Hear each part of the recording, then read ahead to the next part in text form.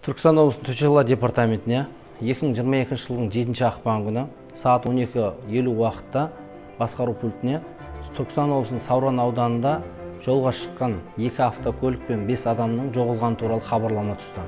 Хабарламаға сәйкес Түркістан облысының төтенше жағдайлар департаментінен құтқару іздестіру жұмыстарына бір техника және 9 адам жергілікті атқарушы органнан 1 адам іздестіру жұмыстарына жұмылдырылып, сағат 14:50 уақытта бұл жоғалған 5 азамат пен 2 техника табылды. Егізқара ауылынан 15 шақырым жерде. Олардың қар құрсауында қалып қою себебі қалың қар жауына автокөліктердің қар құрсауында қалып қоюы.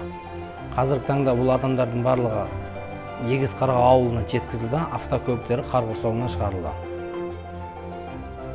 Енді алдағы уақытта осы Түркістан облысының төтенше жағдайлар департаменті Түркістан облысының тұрғындарына және қонақтарына ұзақ жолға шығарардан алдын осы Түркістан төтенше жағдайлар департаментімен беріліп жатқан дауылды ескертулерге назар аударуларын сұраймыз.